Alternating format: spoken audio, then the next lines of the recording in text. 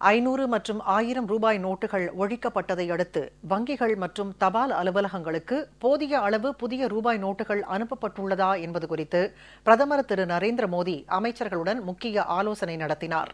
இதுகுறித்து விளக்கம் அளித்த பொருளாதார விவகாரங்களுக்கான செயலாளர் திரு சக்திகாந்த தாஸ், பணப்புழக்கத்தை விரைவில் சீர்படுத்த அனைத்து நடவடிக்கைகளும் மேற்கொள்ளப்பட்டு வருவதாக தெரிவித்தார். பிரதமரின் இல்லத்தில் நடைபெற்ற இந்த ஆலோசனைக் கூட்டத்தில் உள்துறை அமைச்சர் திரு ராஜ்நாத் சிங், நிதியமைச்சர் திரு அருண்ஜேட்லி, செய்தி ஒலிபரப்புத்துறை அமைச்சர் திரு வெங்கையா நாயுடு, மின்சாரத்துறை அமைச்சர் திரு பியூஷ் கோயல் மற்றும் நிதி அமைச்சகத்தைச் சேர்ந்த உயரதிகாரிகள் கலந்து கொண்டனர். இதுகுறித்து பின்னர் விளக்கம் அளித்த பொருளாதார விவகாரங்கள் துறை செயலாளர் திரு சக்திகாந்தா தாஸ், கடந்த 10ஆம் தேதி முதல் நேற்று வரை 50,000 கோடி ரூபாய் பணம் விநியோகிக்கப்பட்டுள்ளதாகவும், நடப்பு கணக்கு வைத்திருக்கும் வணிக நிறுவனங்கள் வாரத்திற்கு 50,000 ரூபாய் வரை எடுத்துக் கொள்ளலாம் என்றும், ஏடிஎம் கார்டுகள் மூலம் 2,500 ரூபாயும், வங்கிகளில் 4,500 ரூபாயும் எடுத்துக் கொள்ளலாம் என்றும் தெரிவித்தார்.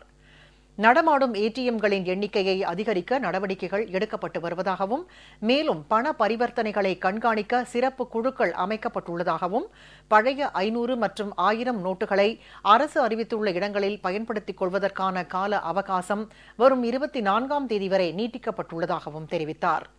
வங்கிகளில் கூட்ட நெரிசலை குறைக்கும் வழிவகையாக பென்ஷன் சான்றிதழை வழங்க 1 மாதம் கால அவகாசம் நீட்டிக்கப்பட்டுள்ளதாகவும், பொதுமக்களின் வசதிக்காக வங்கிகளுக்கு 3 லட்சம் கோடி ரூபாய் அனுப்பப்பட்டுள்ளதாகவும் பொருளாதார விவகாரங்கள் துறை செயலாளர் திரு சக்திகாந்தா தாஸ் தெரிவித்தார்.